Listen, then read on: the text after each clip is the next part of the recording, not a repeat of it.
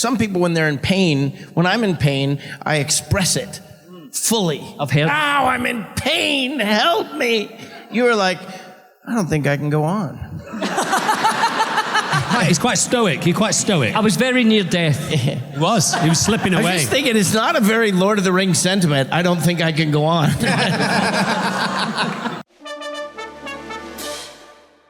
Give it up for Sean Astin!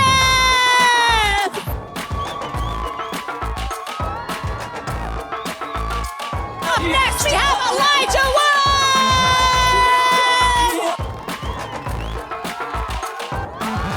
Keep it going for Dominic Monaghan!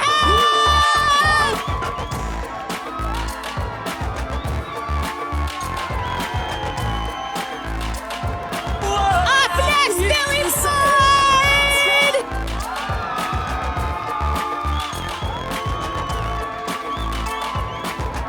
And the man we've all been cheering for the longest, it's finally time for John Rhys-Davies!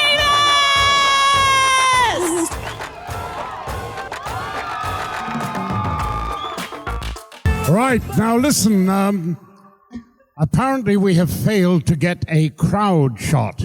We all have to come down here and turn our backs on you, and you have to do the light thing again, and... Thank you. It's exhausting. I'm already tired.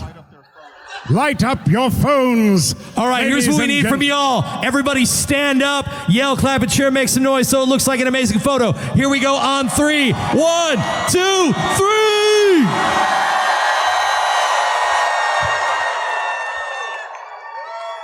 1, 2, 3! Woohoo! All right, thank you. Wow, good. Turn around and face you now. You've got a nerve. Right. All right, now you guys have to be wild and crazy now. 1, 2, 3. No, not you, them. What are we 1, 2, and 3 about? Come on, let's sit down. We can only count to 3 here at C2E2. Hi, everyone. Hi, everyone. Oh, God. And hi to everybody watching at home or watching on the Potverse live stream. By the way, friends, if you want to come and see if you can see yourselves in some of the wider shots, be sure that you're visiting potverse.com after this panel. No woos? Okay, that's fine. Just me, or is the audio here really bad? Because I didn't understand a word she said. Sorry? What? Never mind. Is this a panel where people ask questions at some point? They can ask questions. There's a QR code that's going to come up on the screen so that if you're feeling shy or nervous, you can get your questions. They'll come up on these screens once they fill in, and then I will ask them to all of you. The reason why I'm asking is the reason why I brought this bag. Inside this bag, this entire bag, is a crazy Lord of the Rings set of kind of gifts and goodies, which I'm going to keep. Just letting you know. No. Whoever asked the best stroke most original question, you know, maybe a question that we've not heard before, a question that really sparks our interest, gets the goodie bag. What's in it? Not the bag, but That was a question I was going to ask. Just the contents. Hold on. Hang on. What do you have to do to win the bet? All those things and that as well? This. Wow. It's like 10 of them. That? I know. It's worth it. That intro on the stage with that music, it felt like we were about to be like Tony Robbins or something. It felt very inspirational speech. Elijah, What's about to happen? I DJ'd. I know. What's that? I DJ'd. I saw that. That was beautiful. I'm not as good as you. He's a DJ. Occasionally, yeah. I mean, you are basically the Beatles of all genre science fiction at this point, so... Ringo. The best Beatle who everyone wanted to collaborate with? Correct. Okay, we're in Chicago. You guys tour all over the world. What do you love best about the fans in Chicago? No pressure, say nice things. Chicago's a great city. Deep dish pizza. Sean had one last night. I had a pizza last night, deep dish. It was at Maria's or something, but on the box, 1971. You know it? Did it not taste bad? I was born in 1971. I thought, how did they know? It was delicious. Okay, we already have fan Oh, questions. wait, hold on. Sorry.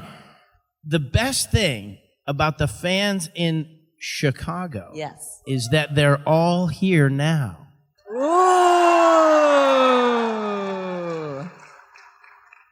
Good question. Okay, we already have some questions up, so I think why don't we hop right in? Look at this. Yeah. So Sophia says, what is your favorite place that you have ever filmed in? What, for Rings or for other stuff? Why not both? I filmed in Sarawak in Borneo, on the island of Borneo, which for me was just incredible because I'm basically in a hotel in the jungle. I think Sarawak probably stands out as the best place I've filmed so far. This is absolutely true, that one of my favorite places we found when I was doing, it was a film called The Surface, a 2-character piece set and filmed entirely on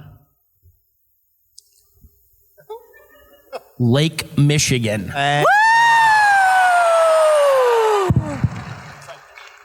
Hey, Such a ham. hey friends, if you were wondering what Elijah and I were staring off at, we have one less beautiful, sexy member of the team to welcome. So I'm going to need one more big cheer to welcome the man, the myth, the legend himself, Andy Serkis, to the stage!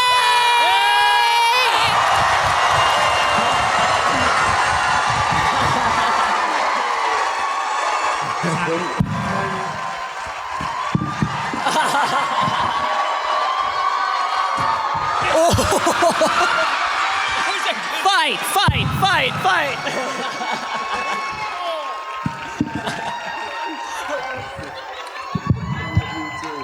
What an entrance! I like that.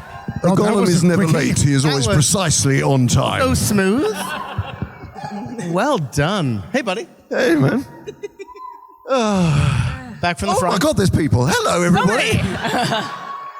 Andy, how's the new film coming on? How's the what? Never mind. The new film. It's really hard to hear each other. The new film. The new film. Oh, which new film? Boasting again. Busiest man in the world. Not the Hunt for Gollum film? Yes. Well, do you want me to tell you what it's all about? I can tell you the whole story. This is only between So it's us and not- the internet, so. No spoilers. No, it's going really well. It's very exciting. It's very exciting. We're sort of just writing at the moment. It's all coming together, and we'll start prepping fairly soon. And then we're off to the races. Very exciting. I feel like we have a front row seat because weren't we in not Brussels? Where were we? We were in not Amsterdam. No, it was Brussels. Yeah. In Brussels, A yeah. We year had ago. dinner and you were Yeah. just starting it, and now it's Yeah. I've got a front row seat. So, Sean, what do you know about the hunt for Gollum? I know I still don't like him. I like the movie, just not the lead. The actor's great. But when you get, for 2 years, stupid fat hobbits, it's like, all right already. We were talking about what our favorite places that we've ever filmed in is before you came and raised the vibe so high. So what's your favorite place you've ever filmed? Oh my gosh. Well, I mean, New Zealand's pretty hard to beat. It's got to be said. I mean, it's a pretty amazing place. But where else? The Isle of Man, actually, I think is really beautiful. And John, I mean, it's home for you. It has been, hasn't it? Yes, it's very beautiful there. But my favorite for The Lord of the Rings was that place down in South Island where we got out of those cars and looked round and we were just ringed with mountains with snow on the top on this flat plain. And I mean, all Was that the Remarkables?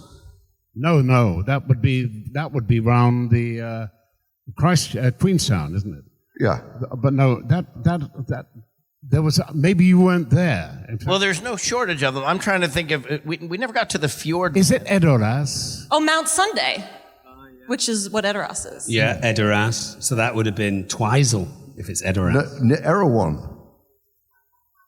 Very confusing. Erevan is Samuel Butler. I don't think he had anything to do with this. All right, to be clear, it was 25 years ago. But I would say And some of us are old and senile now.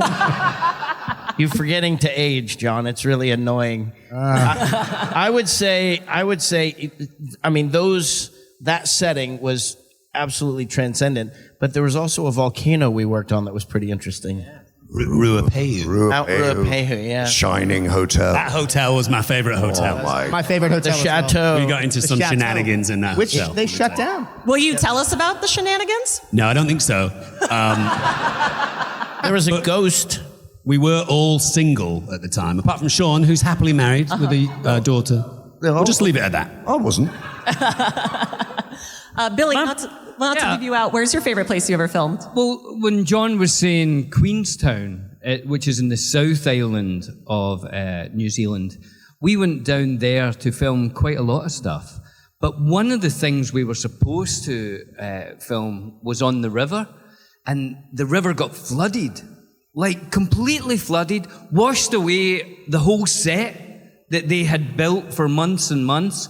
And we arrived, and they took us to the hotel, and there was just a ladder going up to a balcony. And that's how we had to get into the hotel. And there's people going down the main street on canoes. And as we stayed there, we were there for a couple of months. And as we stayed there, the water started to dissipate and go. And little restaurants would open up and shops that, you know, people had to get rid of their canoes and start walking the streets. And for me, that was an amazing adventure. That was great. They washed quite a few sets away. So Yeah. we ended up doing a lot more canoeing in the film than we would have ordinarily done, because Pete said, that's all we can do. We're in Waterworld, so get in the boat. May as well canoe it. Yeah. They had to commute by canoe to work. Do you remember when you capsized a canoe? Yeah. Oh, you bitch.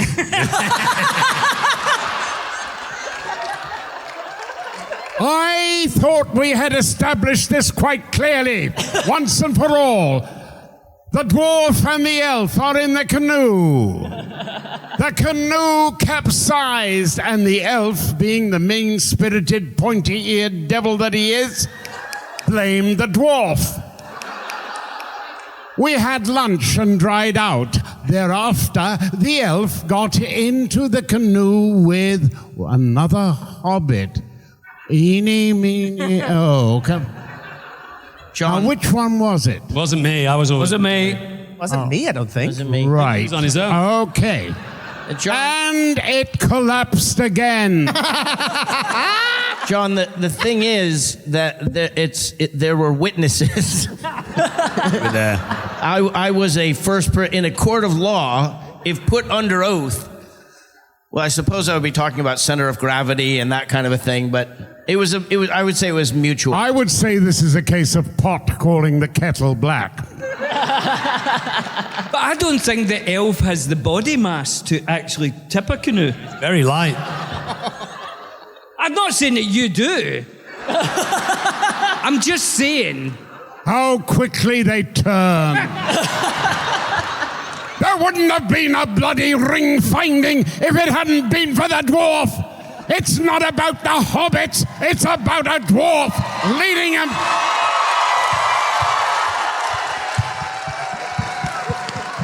Love it. I take that back. I'm just saying I'm here for all the bullying. I really appreciate it. We have a question from Paige, who asks, what is the craziest thing you had to do on set to get the perfect shot? That's a good question. No one knows. Well, there's. I don't know that this is the craziest, but one of my feelings of, I don't know, one of my triumphs was they were doing. I think before Lord of the Rings, there's all these lore about what film had the longest dolly track, and I remember Spielberg in Color Purple through the fields, right? Like that was supposedly the longest dolly track, and Peter was set to break that record. And so in the cave of Moria. Mines of Moria, yep. I was thinking of balance soon, but yeah, no. They set up this long track, and the size of the dolly, it had these little handles on the back, so two of the gents were holding on either side, and they could only get it going so fast because the kind of geometry of their bodies wasn't working. So I came up with an idea that they put a pole across the back, cinch it down, and then they could, like a toboggan, they could each be there. That sucker got going so fast. Nice, Sean.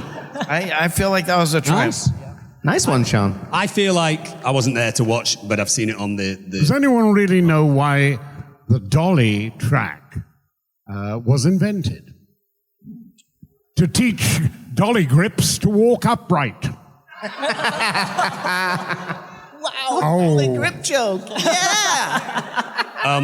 On the DVD extras, watching Andy in the frozen river trying to catch a fish, I remember thinking, he's absolutely bashing his elbows and knees and ribs and keeps going. Like, as an actor, you try as hard as you can to stay in a scene, but I watched, that sequence thinking, you're getting battered there. And I tell you that day as well, because it was right in the middle of winter that we were shooting that, and I turned up on set, and Pete was like, "Oh, I don't think we can shoot here. I don't think we're going to be able to do this." And so then they decided to use torches to torch the whole place, so it kind of like flamethrowered the snow away. And it's just like, okay, so I am actually going to have to do this. Okay, so I put this wetsuit on. I thought, oh well, that's going to be fine, because a wetsuit, can get you through most cold conditions. But boy, when I went in that first time, and I think I did it about 3 or 4 times. Were you there? You were there for that, were you? I think I was the. You were there for that. Yeah. But I went in. I swear, my brain shrunk to the size of it. Well, other things shrunk to the size of it. But this is a family show. My brain just, because I went straight under the water and came up again, and it was like, and the water was gushing really fast, and it was like going down this sort of sled run of rocks and stuff. And yeah, it was that was a pretty crazy thing. That was a pretty crazy event. It's a great sequence. Yeah, you were incredible. That was intense. Oh boy. I fear there's more to come.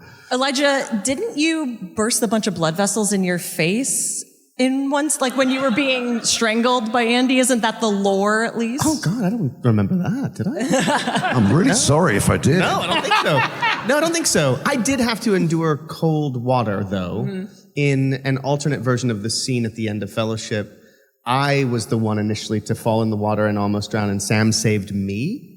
And they rewrote it, and we reshot it as it is in the film. But the original version was me falling in and Sam saving me. And I had to be in, it was also a wetsuit, but with the Hobbit clothing, I couldn't have a full wetsuit on. So they had to cut the wetsuit at my, near my knee, and at various other places, I think around the neck as well. So it's not doing its job.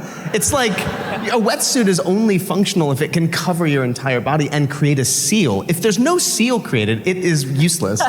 So it's just like a little extra insulation.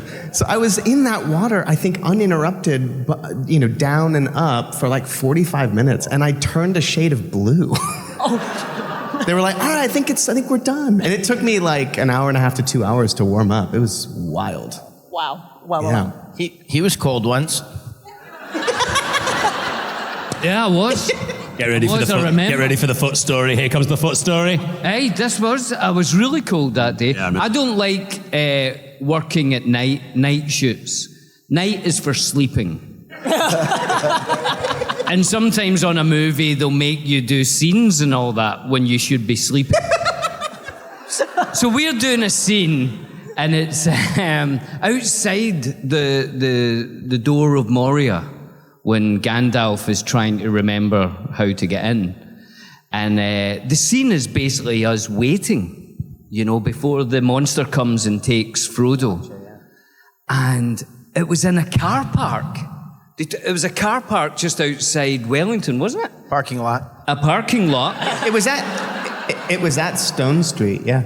And they just filled it with water, and it was freezing. And somehow we wore these Hobbit feet, as you know, but they were like sponge, which was great for running around. It made you feel like a hobbit, you know. But they were sponges, so if they got wet, they just came into your feet, and then you were just standing in cold water. And it was just getting later and later, and I was getting more and more tired, and my feet were freezing. And I like to think of myself, as Dom will confirm, I'm quite a hard man. I can take anything. Well, you were then too. But this day, it was so cold. And I had to say, look, after this take, I need to take these feet off. And because, I mean, they were trying everything. They brought heaters over. Hair dryers. Hair dryers, Dom. Electric heaters. 3 bars. No expense. No expense. Hot water bottles.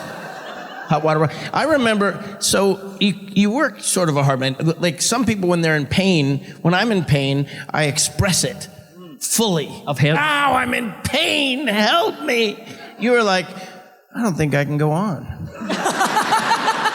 He's quite stoic. You're quite stoic. I was very near death. He was slipping I was away. just thinking, it's not a very Lord of the Rings sentiment. I don't think I can go on. But luckily we got the shot and it was finished. So that's the end of that. He's still got all his toes as well. He's still got 10 toes, right? Yeah, I have. Although one of them is now underneath the other one. And I blame the Hobbit feet for that.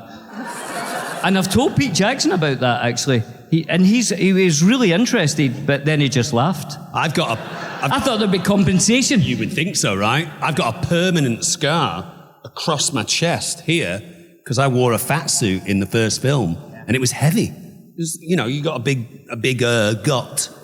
And over the course of, I would say, probably 6 months or so, I wore this fat suit, maybe 4 or 5 months, and it's created a permanent scar. That's it. Indentation. I said the same thing to Pete Jackson, and he just kind of giggled away. I'll show you later, Sean. There was a question from Kristen, which is one of my favorite questions. That is, what did you liberate from set? We belong to a generation of actors who never steal from sets. Good, wasn't it? Yeah. My Not true. innocence. Do you remember we had a security guard who was arrested and I think prosecuted because every night he just plundered the props and was selling them off. And film. Didn't he take film? Did he really? Yeah, and they got like FBI involved and stuff. That was intense. Yeah. I've seen things online on auctions and stuff of like, you know, Dominic Monaghan's sword from the Lord of the Rings trilogy. And I'm like, I've got that in my house. Or, you know, the cape that was worn in the Two Towers. And I'm like, I've got that in my house. So just I saw that. a word of warning. So you did nick I saw them. that come up as Be careful. I did nick that. It's a pretty funny moment. The moment where you go in and you open it because you want to confirm that you still have it. Yeah. I bought your fat suit off the internet.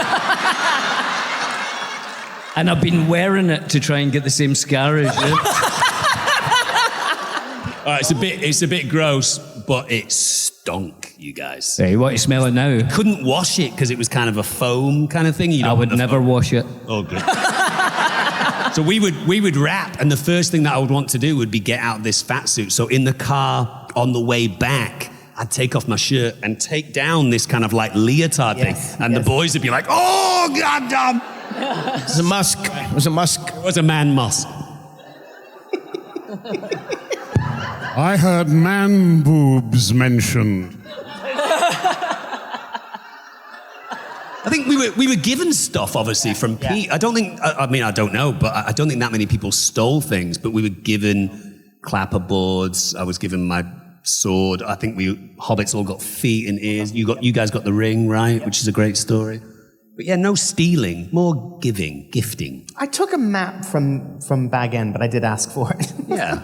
That's kind of a myth, I think, with actors. The actors are allowed to steal stuff on set. Anything I I've ever literally got, don't have it in my. I don't have it in my body. I can't steal. I'd have to ask. Well, you think we've got allies out here, but they're asking you about larceny when there's cameras on. You know what I mean? Two things that I will steal. I'll steal sweets. I'll steal candy, which is terrible, but I will steal sweets, either from friends or maybe from shops, and which is not good. And the other thing is, don't play Monopoly with me, because if you take your eyes off me, I'm definitely stealing your money. Definitely. I stole Andy's heart. Oh, guys. It's true. Zachary asked a really important question that I think is probably most pointed toward Elijah, but anyone can answer. Will you wear wigs? You said it wrong. You said it wrong. Yeah, will you wear wigs? Will you wear wigs? Nice. I will. It's funny. I showed my wife the video recently, and she'd never seen the interview, and so I rewatched it for the first time in a long time, and I don't know why I was so anti-wig. No, either. I was really resistant. Yeah. Will you wear wigs? Maybe. Yeah. Did you wear wigs? No. I'm like so resistant. And I'm like, I just spent 18 months with you. You wore a wig every day. What is your problem? I know. I don't know why. Because when you're doing like 1,000 interviews, it gets a little like, pugilism Bizarre. with the person, and you thought they were coming at you. But I genuinely at that point knew I was in some sort of ruse. Yeah. I didn't know what the ruse was, but I just don't know why I wasn't more amenable. I watched the video. I'm like, dude, just say you wear wigs. You guys see Jimmy Fallon did it recently? Yes, he did. Jimmy Fallon did it with, do you know the name of the actress? It's kind of like Amanda Seyfried or someone like that. Yeah. Do you guys know? It doesn't matter. But basically, he did the Hans Jensen part, and then the lady They opposite just him. used the audio, right? Yeah. It's so cool. It was cool. So cool. Such an honor. Sean, you liked wearing wigs, didn't you? Or having them ripped off. So there's a piece of that I don't know if you know, that sometimes our capes there'd be like the next iteration, not iteration, but like they'd have multiples of them. So sometimes you get one on that you didn't have. And the day that we filmed outside of the Black Gates, with all this shale rock and stuff like that, the cape had an unusual, I don't think they ever used it again, an unusually large thing. It was like The hood was massive. Yeah. Yes. So I think that's why we had our great moment together where Gollum in Gollum fashion ripped my vig off. It was completely unintentional, and you went into a major strop. And we... Well, no, I mean, yes, I did. But, but to be fair, I knew it was going to have to be put back on again. So technically, I was just going to be efficient. Yeah. We found out very quickly. I think certainly I had come in a little later on the same day, and I was going through the works, which is feet and hair and wigs and stuff. And the rumor went around quite quickly of like, oh, Sean and Andy have had a little bit of a tiff on set. And then Sean came in. Yeah. That's all right. It happens. I can only refer to a moment when I had to say, "Not the beard," Great moment. as he nearly ripped it off me. Bloody elves, you can't take them anywhere. Can I ask the nice, talented tech people backstage to bring our questions back up? Because Oh my God, we're flying. the screens I had a blank. bad wig day. Are all these questions from people in the audience? They are. Okay, yeah. so everyone asking Great. questions is here, because I'm still trying to work out which is the best question so far to win the... But while we're waiting for that, great. I do want to ask Billy and Dom, where is your ideal Eat the World location? Oh, We have a few, don't we? for anyone who doesn't know what that is, it's a TV show that me and Dom have done, which is about to get shown in Canada, right? This week. Yeah. Yeah, it starts in Canada. Yeah. It's not on in America yet, so don't panic that you'll Coming, miss it's coming. it. It's coming. But anyway, we've been traveling the world and trying different food from different countries as a way of getting to know the people of those countries and places. And where would our favorite... Someone asked us, where have we not been? Yeah. And I've never been to India, ever. And I've Music's always strong. loved Indian food. And sort of There they just call it food. food, yeah. You've got to do it. So- Yeah, that's Yeah. a great one, right? Let's all go together. That'd be great. Okay. India would be good. You can come right on the trains. Definitely go together. Oh, we can figure that out. I think Thailand might be at the top of my list. Thai food is extraordinary and great people. Billy and I went when we were making Lord of the Rings. We went to Thailand. We did. You ate possibly the hottest food that you've ever eaten, and you thought that you might need to possibly enjoy a toilet moment in the ocean. Do you remember? Well, yeah, because didn't you have to take a boat to where you? Yeah, we took the hot. It was A kayak. It was chili shrimp. Was it? It was chili shrimp. So the shrimp were raw, and they kind of get cooked in some way in this chili oil. The owner of the restaurant came out, a lovely Thai guy, and said to Billy and I, "You do realize what you've ordered, right? It's raw shrimp in chili oil. It's going to be extremely hot." We're like, "Yeah, we like spicy food," and we do like spicy food. He actually said, you won't like it. Don't like it. And we said, bring it on. Yeah. Somebody told us you have to take a canoe to this little island. So me and him are canoeing over to an island. And we ate these shrimp, and they were delicious, right? Excellent. Oh. And then we get back in our canoe, and by this time the sun's going down, and there was flying fish. I went, "Billy, flying fish, look." And he went, "Where?" But these shrimp took me over. And I thought, Dom, I really need to go. And he's like, no, we're almost there. But it was about that wall away. And I was like, no, I need to go now. But I was scared of these fish. I jump in. I'm at the front, and Billy just says, don't look back, whatever you do. And I did look back for a second. He's on the edge of the boat like that.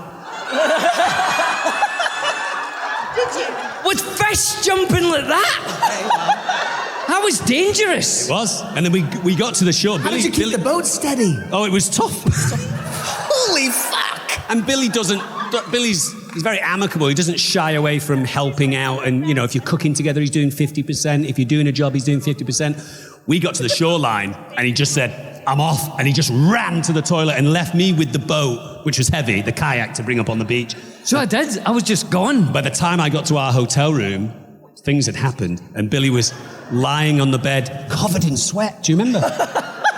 Which is unusual that I was covered in sweat, because this hotel room was me, him, and Orlando Bloom. And he never came to the island, but he got to sense that we'd been. But he loves a room to be freezing cold. I do. So he put on the air conditioner, full blast, and then hid the thing that controls it. hide it? So he's lying in bed, fine. I've just had this awful experience. It's like 57 degrees in there. And Orlando and Billy are like that. We're in bed with like sweaters on, freezing. I just have diarrhea. It was coming out both ends. It was awful. And it's freezing cold. And all I had was Orlando Bloom to hold me close. Lovely. Lovely. Best is myth. Why didn't Orlando come to the island with you? Yeah, he's probably chasing someone around the island. Yeah. You know what I mean? He's not very good in canoes, I think we've already established Well, that. established that, yeah.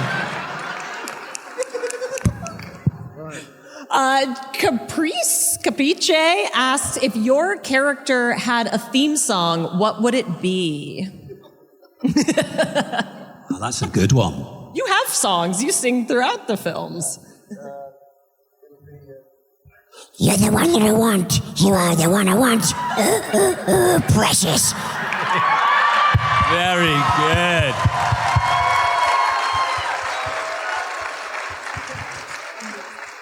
Home, where my thoughts are at home. When I Do you know what? I was just going to say You for are? you, Simon and Garfunkel, I am a rock, I am an ant, because you are Frodo's rock. I was going to say, that's weird. We had a Simon and Garfunkel thing just then. We're connected. Maybe I Will Survive? That's lovely. The cake version, not the Gloria The Gaynor cake version, nice. There's a lovely Beatles song on Let It Be called Two of Us. Yeah. Quite like that. It's one of my favorite Beatles songs. It's a lovely song. It's an old song, you know. They were singing that back in 64. Is it? And they waited all that time to record Oh, it. it's a brilliant song. Brilliant song. You got a friend in me. Ah, you guys. Oh, God, please let this moment pass soon. Okay, well, I'm going to top you all then, and I'm going to go for something. What? Sexual satisfaction. Oh, wow. I think you have to sing it, John. Yeah. Sing it, I can't even bear to listen to it. I thought you were going to give us some kind of a, Gregorian chant or something. Magnificat anima mea Domino. Okay. I'll let. Amazing. Perfect. Sharon asks, if you were an attendee at C2E2, who would you cosplay as? Now you have to give a good answer. Maybe Han Solo. It's a good one. Yeah. I'd like to be Walton Goggins in the recent White Lotus. Yes! Wearing the kind of Yes. linen suit and his head's all sweaty and he's having had- kind of a breakdown. The best style Yeah. in this season. Yeah, he's killing it. That would be a good one. I'd like to ask a question of my fellow actors. Who would they have chosen to be had they been other actors in a different time? Wow. I'm after the prize, of course. Yeah, I can see that. What other actor would you be? Workshops, or not workshops, conventions. Philip Seymour Hoffman. That's a good One of my all-time favorites. I've always felt like Paul Newman might be the... Really? We're having a moment! We're having a Paul moment. Newman. I've always felt like Paul Newman is Steve McQueen. not only an incredible actor, but might be the best-looking white man I've ever seen. So that would be... Well, apart from you, of course. Thank you. So you're both willing to eat 50 eggs? Oh, yeah, yeah. You don't understand that you have to watch Cool Hand Luke, sorry. Character from a Shakespeare play, or you meant like an actual actor? An actor? No, I mean an actor. I mean, do you see yourself as Cary Grant or Paul Newman? Well, clearly. Paul Newman. Cagney? Can I go for Cagney? James Cagney? Top of the world, man. Peter Sellers? Very good. Peter Sellers? Well, actually, I might go, and I think he's here. Emilio Estevez. Yes, yeah. I was a huge fan of his work. I loved Emilio Estevez. Charlie Chaplin, I think, for me. Yeah. Brilliant. That was a good one. Brilliant. Yes, very much so. John, do you have an answer? Yeah, go on, John. Are you going to answer yourself? I guess it would actually be, well, if not Chaplin, that was a very good answer. But who was that? Buster Keaton. Buster Keaton. Buster Keaton, the most extraordinary physical comedian that I've ever seen. You know, those wonderful things of walking in the house, turning around and the house falling down on you, around you. Brilliant stuff. Yeah, he's excellent. incredible. Peter Jackson's favorite movie, I think, is The General with Buster. Yeah, Is that right? And that performance is extraordinary. A real live train, and he's walking on top of it. I mean, everything is practical. It all happens. It's extraordinary. If you haven't seen The General, it'll blow your mind. It's incredible.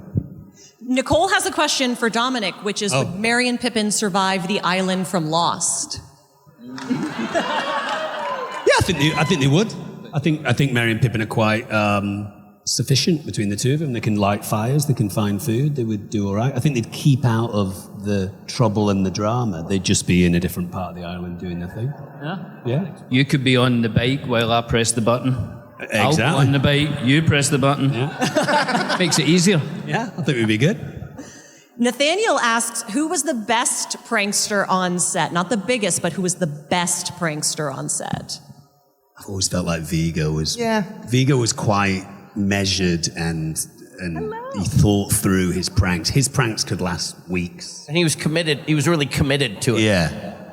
We got told a few times to calm it down between the two of us, Vigo and I. Pete would be like, it's fun, but yeah, you guys have to stop it now. Elizabeth has a question that feels very Sean-coded. That is, how do you like your potatoes? Scalloped. Yes! What a great answer. They were, boil them, mash them, stick them in a stew. Oh, you're hopeless. Yeah, Andy, how do you like your potatoes? I quite like my chips raw and wriggling, quite frankly.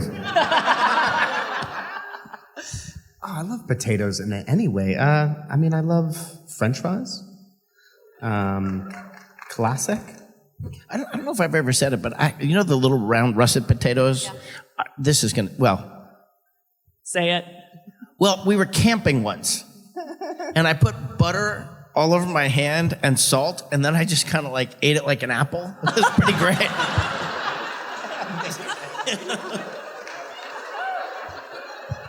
Very hobbity. Very hobbity. I want everyone here to make that a new TikTok trend. I want that to be viral in a week. Chelsea asks, would you rather travel by eagle or carried by Treebeard? Oh, definitely eagle, I think. I mean, it just take forever to get wherever you want to get to on Treebeard. I mean, but eagles, you got, in-flight service, it's just awesome. I personally. Eagles, yeah, I agree. Eagles, they're with us, the talons were gently applied. Not like when they go into the water and get one. No, but eagle, there's no question. Yeah. No, I would. I like Treebeard. Yeah, he's a good. I'll tell you who wouldn't go by eagle because he hates flying, and that's dear old Sean Bean. He does. Yeah. Sean Bean. Yeah, but in that case, he wouldn't have a choice. You think that would have made it more pleasant for him or not? I mean, we would fly in a helicopter to one of these remote locations, and we'd see Sean underneath us striding up mountains because he just hated flying in helicopters. It was wonderful. Yeah. And costume. We used to wave at him. You remember that? Very well. I think he was obviously scared of flying before he came to New Zealand because we talked about it. But I think the thing that tipped it over the edge for Sean Bean is we were in a helicopter, Billy, Orlando, Sean and Elijah, and Sean Bean, and we were getting the helicopter pilot to do banks, to do drifts. And none of us realized that Sean was so deathly afraid of flying, and I think that was the moment where he said, I'm not getting in a helicopter again. Yeah. So we ruined Certainly it. not with us. Yeah. So he'd get We ruined it. But wasn't that, the event you were talking about when it was flooded? Wasn't there a whole situation where Sean, because you got helicoptered in and then Sean had to drive and there was a landslide and him and Orlando. Orlando. That story? What was that? Yeah, him and Orlando chose to drive instead, and then a massive tree was over the road. They had to go back. They got trapped. They stayed at a complete stranger's house for a couple of days. right. Yeah. That was a wonderful day when the call sheet went out. There will be no filming tomorrow because the lake is underwater. That's great. Caitlin asks, what is a lesson that you learned on Lord of the Rings that you've carried with you the rest of your lives? Don't trust hobbits. You are a hobbit. I know, but you know. We are the more decent kind. Store hobbits are far more, educated. Never put on a prosthetic for that length of time. I don't know if there's a specific lesson, but I feel like I was 18 when I went to New Zealand, and I was 22 when we were finished. So it really was over the course of those formative years of growth, of sort of leaving your teen years behind and turning into a man. Yeah. Exactly. Yeah. I got one. I've got one that's weird because it was Lord of the Rings. You couldn't, possibly have greater fortune in your life than to get to participate in something like that as the, apex of your life and your career and everything. But it was hard. Nobody wants to hear, the actors, it was hard. But it was hard. And I remember at one point, most movies, even a big movie, I've been doing this 45 years. And when they used to be 3 months, 4 months. And when we got to 5 months, my body clock was like, we're in uncharted territory here. and I remember, I was so heavy. I put on all this weight, and I was, carrying the backpack, and the backpack was annoying, and I just remember having a panic attack. I had I think it wasn't the first time I had a panic. The first time I had a real panic attack was when I knew we were going to have to put the prosthetic, when they were doing the mold in Los Angeles before we went there. I called my doctor. I'm like, I'm having a heart attack. He's like, no, you're just getting a face prosthetic. You'll be all right. But I remember going into our makeup bus. I've told this story before, but it was dark in there. It was basically like a truck, like a hollowed out truck, and they put makeup stations in it. And each one was like our locker. It was like our space, and everybody decorated it, with their own pictures and whatever. And I went in there and I saw my face in the dark in the mirror, and I was like seized up. And then I just kind of looked at myself, and my thought was, what if I can't do this? Like, what if this is too hard? There's no quitting. I'm a second generation actor, and if my mom taught me anything, it's that you're a professional. You show up, you hit your mark, you say your line, you do your job. That's it. You give the director what they want. Not like, you can't quite get through it. So I just remember thinking, like, it's too much. This is too much. And then I kind of breathed through it a little bit.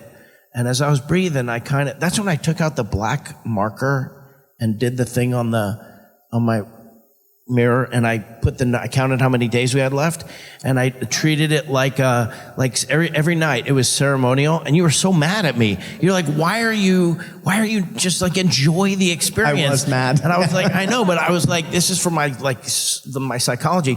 But the lesson that I learned was that we are capable of way more than we think we are. We have incredible capacity.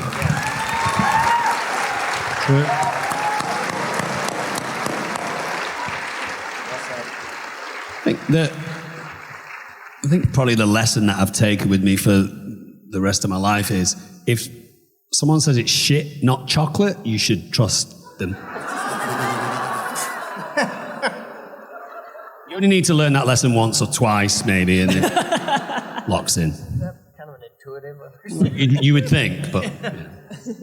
I tell you, that reminiscence about the hard work involved in making films. We generally work a 12-hour day, plus travel on either end. We generally work a 6-day week, but sometimes we get lucky and only work a 5-day week. That's a lot of hours, and particularly when you're doing physical things and having to focus and concentrate, by the end of the week you really do get bone tired. But the hardest one I ever had, I did a film called Shogun with Richard Chamberlain. I was going to choose Richard Chamberlain as my guy, but go ahead. He received 27,000 letters a week, and 23,000 of those were proposals of marriage. Ooh. You should be so lucky. Oh. We had overstayed our time in Tokyo in the tanks. We were meant to be there for 3 weeks. We were there for 7 weeks, and it was a 5-month shoot. Morale often starts that high, and within day 2 or 3, it's gone down to about there, and then slowly it jigs along one way or the other and may come up. That never happened with Lord of the Rings. We started up there and we ended up there. It was glorious. But on this particular day, we went down to film the galleys. Nobody had built a galley in Japan in 300 years. And it was top heavy. And there was no real wind and no real tide. But the galley was going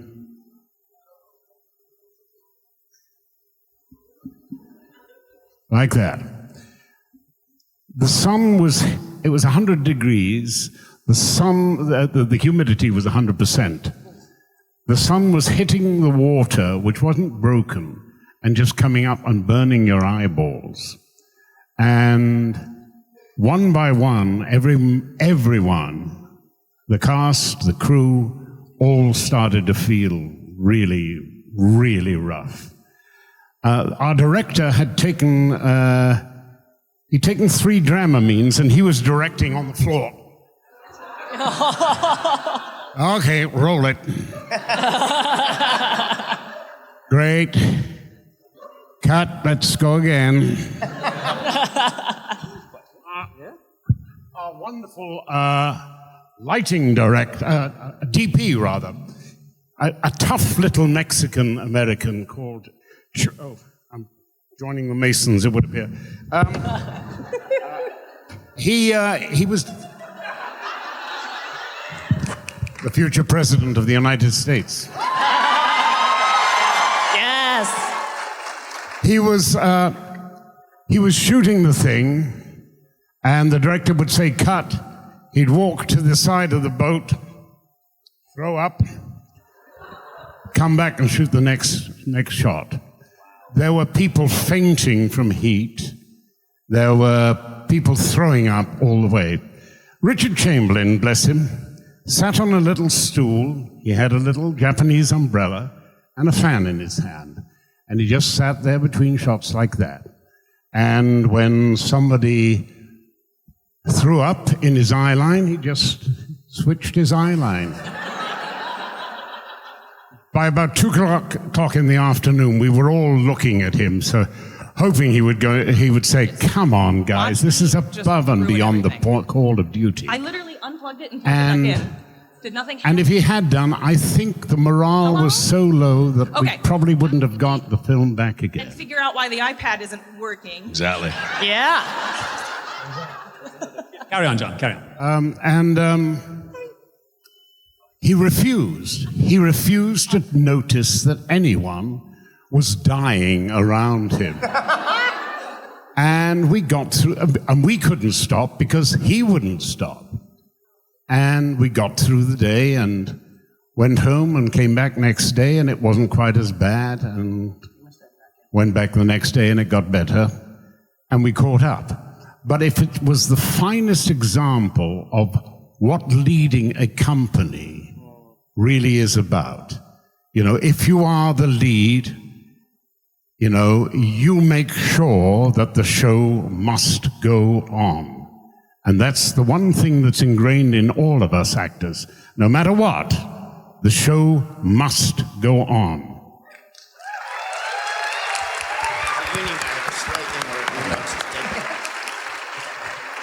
And God bless you, Richard, because you taught so many people so many wonderful things. All right, friends, this is going to be our last question from James, and it is, what was the best food you had in New Zealand? I mean, the chocolate fish really stands out. Maybe not the best food, but one of the better experiences I regularly have. Beautiful place. Yeah, oh, it was the most right amazing little cafe, which just, actually from there you could have the best kedgeree, fish dish was beautiful. We used to, with rice and eggs and stuff. Oh my gosh, I used to love that. But it was such a glorious setting. It was in a place called Scorcher Bay, and it's actually still there, but it's not it's under a different management now. But it's just the most idyllic little seaside cafe of all time. So I'd go with that. I'd never had spirulina before I moved to New Zealand, and at the Chocolate Fish and all around New Zealand, they serve this slime green looking drink, which is algae and a little bit of banana maybe sometimes in there, maybe some orange juice. I got full on addicted to spirulina. That was yummy. The Maori people of New Zealand do this thing called a hangi. Oh, yeah? Where they get hot rocks underground, and then they wrap meat and vegetables and put it on the hot rocks and then cover it with dirt. And then they let it cook underground for a couple of hours while you sit and chat and have a drink and listen to music, whatever. And then they dig it back up, and this food is just so good. Yeah. Whether it's because it's under your feet cooking and you're getting more and more hungry, but I was hungry for a hangi. Lovely. The great thing about New Zealand is that the Pacific snapper there is absolutely abundant and wonderful to eat. And I'm delighted to say, lads, that 5 weeks ago now, I was out in the Bay of Plenty and I got 8 snapper. Wow. Actually, I'm lying. I only got 3 of them. Oh, 5 of them. No, 4 of them. Anyway, I got half of them. And damn good they are. Dom, is it time? Oh, yeah. Well, is Caitlin around? I feel like Caitlin probably had the best. Right there! Caitlin, you're a winner. Come on Well, I down. know what's in the bag. Come on down, down, Caitlin. Claim your prize. Here she comes. All eyes are on her. Hiya, Caitlin. Caitlin asked There you go, Eve, what was the lesson you learned? Is that what your question was? Yeah, pretty good. It's a bunch of stuff. So you might... Oh, God. Oh, good. Things are full. I've broken it immediately. I've broken it. You might need a bag, Caitlin, but here, you'll figure all this out. Here you go. Oh, look, Nat, and there's some of them. So I don't know if you guys know, but there was some kind of incentive. What was it? I missed it. Oh, wait. Oh! We have 2 minutes. Wait. Do you guys want to split it? Let's split it here. Here, you guys split it. Ask the same question. 2 Caitlins, the same question. You guys figure it out. 3? And you all asked the same question? Right, you guys figure it out. No fighting. Is this a glitch in the Matrix? That's unbelievable. What we have learned today, if we have learned nothing else, is that Caitlins love to know what lesson you have learned. Thank you, Caitlins. Thank you. Thank you, Caitlins everywhere. Bye, Caitlins. Bye, Caitlins. If you ever meet a Caitlin, they will probably ask you, what lesson have you learnt? It's what they like to know. All right, friends, I admit that did not take as much time as I wanted, so how do we feel about one more question? Make it a bad one, otherwise we're going to have to get the gifts back from Caitlin. Let's get a bad one. Who was the worst behaved on set? That would be the worst question. Just kidding. Oh, Charlie asks, what was your most emotional day on set? Let's get really serious here at the end of the panel. Well, I mean, if it's actually doing scenes, obviously Frodo and Gandalf and Galadriel and Bilbo going to the Grey Havens just had us all crying for the entire day. And we did it 3 days for a few different reasons.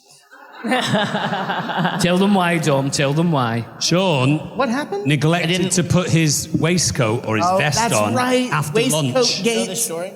We had to do it again. We went to lunch and we came back and I hadn't put the vest on. So we filmed all this crying scene and hugging and everything, and then they realized that we had to go back and shoot. I will have to say, I don't know that's entirely your fault because there are checks Yeah. along the way. I accept responsibility for the mistake. Fair, but also, Thank you, though. yeah. See, he's always looking after me. Our script supervisor should have noticed it as well. And then the film got ruined, They it got did. destroyed, Oh, we had to do it again. So we refilmed it, and that piece of footage was destroyed in, was it rain or what's... No, it was in the chemicals they used to make film into moving pictures. Got destroyed, so we had to do it again. And Pete Jackson, who's he's kind of big on practical jokes, he came over and told us, and we all thought he was joking. Come on, Pete. And he's like, no, honestly, we have to do it again. Come on, whatever. Remember? Yeah. We thought he was joking. Third time was indeed a charm.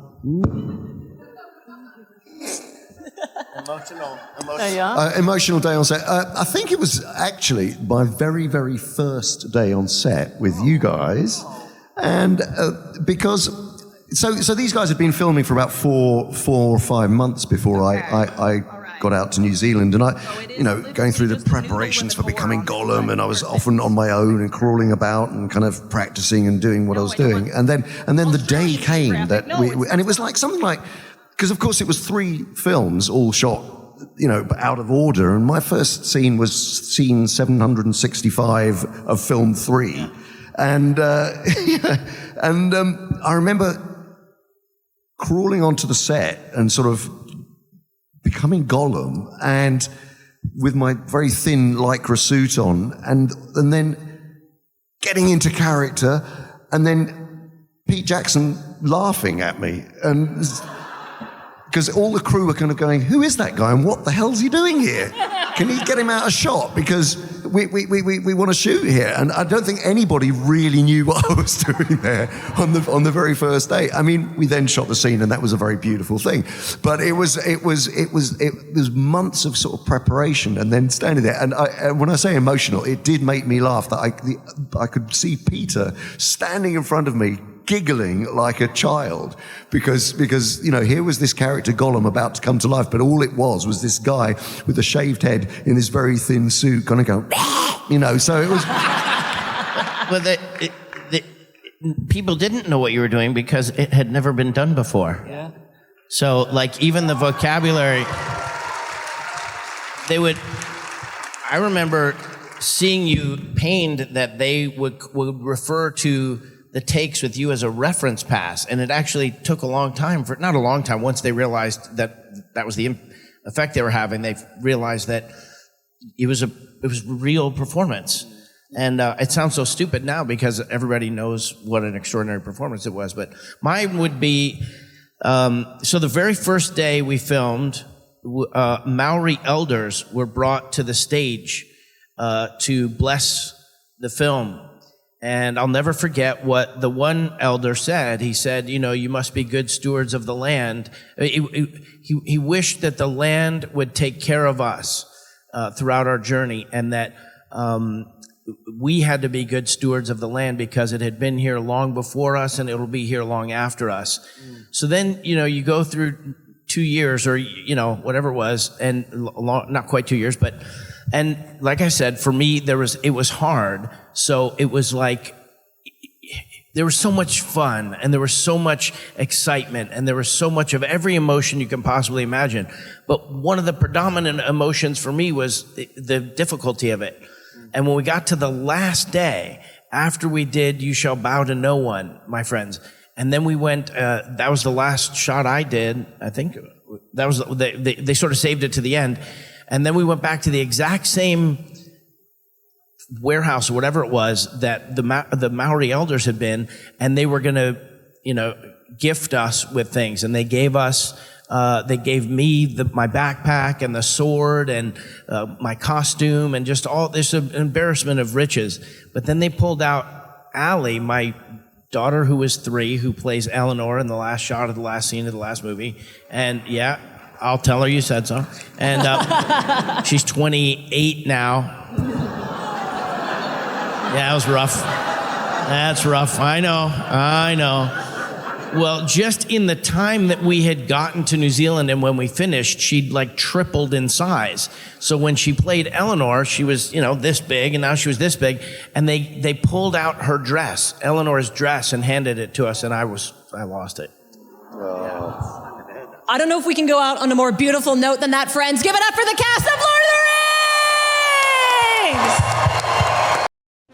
This is Ross Marquand, and you are watching Fandom Spotlight, which is awesome. So share, and subscribe. Oh, and have fun and follow your fandom.